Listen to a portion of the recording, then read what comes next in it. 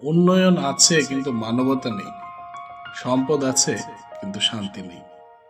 আজ এই নিয়ে আমি আপনাদের কিছু বলবো। আমরা সর্বদা প্রত্যয় করি কিভাবে ভালো ইনকাম ডেভেলপ করা যায়। এই করতে করতেই আমরা পৃথিবীর প্রায় সব সম্পদের উপর আরোহণ করছি আর ভাবছি কিভাবে আরো দ্রুত এই আরোহণ সম্পূর্ণ করা যায়।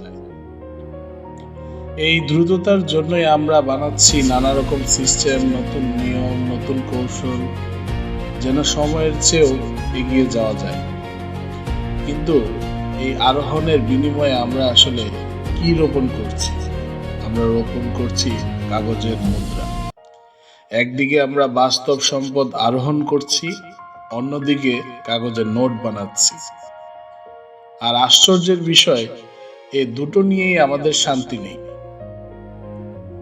ধনী হয়ে আমরা তৃপ্ত হই না, বরং আরো ধনী হবার আকাঙ্ক্ষায় আমরা দুর্বলের ঘামকে অস্বীকার করি।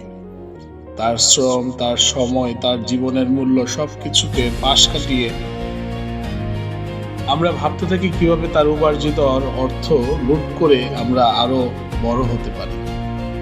এই চিন্তায় আমরা মত্ত থাকি, এই প্রতিযোগিতায় আমরা অন্ধ হয়ে যাই, অথচ বুঝতে চাই না সম্পদের এই লাগামহীন আরোহণ যদি মানবতাকে পিছনে ফেলে দেয়, তাহলে সেই উন্নয়ন শুধু উন্নয়ন নয়, তা এক ধরনের নীরব ধ্বংস।